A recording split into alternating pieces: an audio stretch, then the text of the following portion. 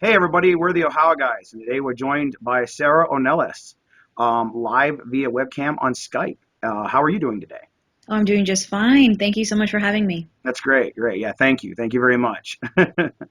um, what's it like working in the industry today?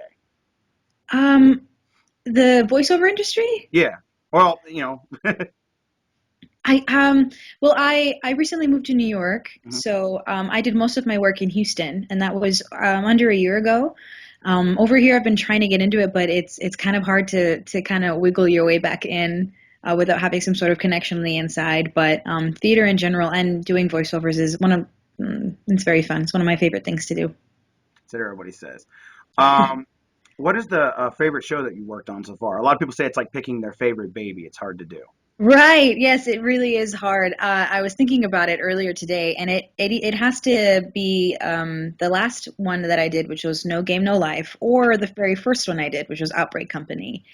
Um, Meeting Kyle Jones and Ricardo Contreras for the first time, and kind of feeling out what my voice was in that first show was a wonderful experience for me. And with No Game, No Life, I was getting better at it, and I was figuring out my voice, and it was so much fun to play Stephanie Dola. So it's really hard to choose between those two.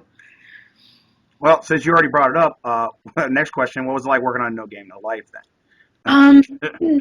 it was one of my favorites. It was one of my favorites because uh, oh my goodness, everyone on that show they're so talented, and hearing their voices and working with them was so much fun. I love Stephanie's character. I like that she is wholehearted and smart, but she gets picked on a lot. And it was so fun to experiment with the vocal varieties that she had, especially with her facial features. It was a lot of fun, and her physicality in the show. You touched on it already. What was it like working on Outbreak? Outbreak Company was intense. It was interesting because my character is a half breed of kind of a canine and a human. And so I remember sitting down with Kyle, and he said, "Okay, so this is a little weird.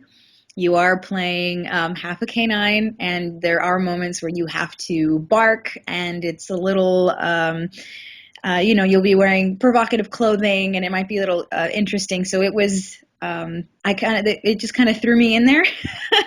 I had to kind of shake off any nervousness or any anxiety that I had, and just had to push through and sound like a dog sometimes. It was wonderful, and Kyle and Ricardo were great with working with me. Yeah, I haven't got to meet Kyle yet, but we've heard he's a great person. He is so much fun, and he really does help you shake off that anxiety when you get in the sound booth. If you could be any of the characters that you've played in real life, who would it be? And you can mix and match if you want to. Oh, that's hard. Let's see. I think I would definitely want to be, well, every character that I've played has a characteristic that I'd enjoy to have as my own. I think someone that who doesn't? um, I did the Muv-Love alternative Total Eclipse.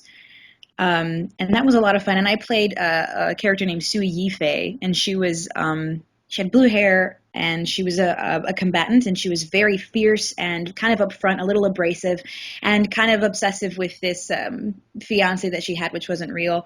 I think I'm a little bit like her. I think I would like to be her. I'm very stubborn, but I am definitely a Stephanie Dola type. I wear my heart on my sleeve, and a lot of people make fun of me for it, and I'm a little bit goofy at times. So It's I okay. think a mix of both of those, I'd love to be that. That's great. What was it like working on Beyond the Boundary? Beyond the Boundary was interesting. I was working with Chris at the time. He invited me to come in, and his how do you say his process is a little bit different than Kyle's. So I went in and I played. Oh, let's see. In Beyond the Boundary, I played Yui. I don't remember her last name, but it was just a small excerpt. So I didn't have a chance to see the whole show. Obviously, when I saw the episodes afterward, it was a great show with a lot of action, and it was a lot of fun. But my character was very small, and Chris worked so fast. It was very fast, and I had to really kind of jump on that. So, but it was fun playing that little snippet of that young friend that the main character had. It's great. What was it like working on Magical Warfare? Magical Warfare was with Chris again, and that was a little bit more fun. That was the first time I ever had, let's see, well, Chris and Kyle definitely liked to play me as very playful and youthful and a girl that people would pick on a lot. And this was the first time that I got to play. I played Kurumi Soshima, and she was very uptight, this beautiful character, and it was so much fun. I really enjoyed playing this kind of. There's a love triangle between Gabe Bergojo's character Takashi and then the other girls. So it was a lot of fun, and it was a little bit hard. It was a little hard to kind of portray that uptightness to my characters because most of my characters that I've played have been very loose and open and not as uptight, for lack of a better word. Okay. Is there anything coming out that you can talk about, or anything you might have come out recently that you want to plug that you're involved in? Because I moved here to New York, I haven't been in the voiceover industry for a couple of months, although I'd love to come back. Right now, I am on a world international tour. It's a children's show, and it's called Art Spot Educational Theater. That's cool. And we basically go to different parts of the world, preferably non-English speaking countries, and we go and we introduce theater and English to these children. And so I started a podcast called I Can See My House from Here. Isn't it adorable? It's Yeah. called I Can See My House from Here, and it's available on iTunes for anyone to listen. And it's basically it's chronalizing. I don't think I said that right. It's just every 2 weeks or so, I talk about what country I'm in, the new things that I've seen. I spent my first leg in the Middle East, so it was very new, hearing prayers 5 times a day out loud on speakers. It was definitely a culture shock. So if anyone's interested in this unconventional podcast of me talking about things that I've learned, feel free to look at that.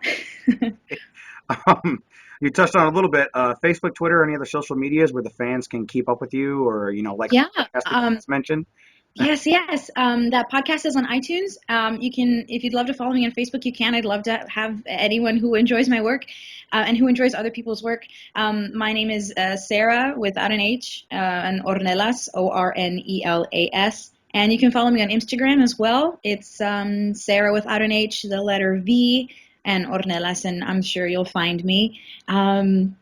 I guess, and yeah, I think it's okay. I think both of those are good for all ages. My comments aren't disrespectful, but I am a little bit crazy, so be prepared for that. Okay.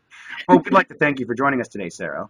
No, well, thank you so much. I really appreciate you guys taking the time out of your busy schedule to interview me. Thank you very much. Not a problem. Not a problem. Well, there you how, guys. I'm Michael, and she's Sarah, and we'll see you next time. Bye.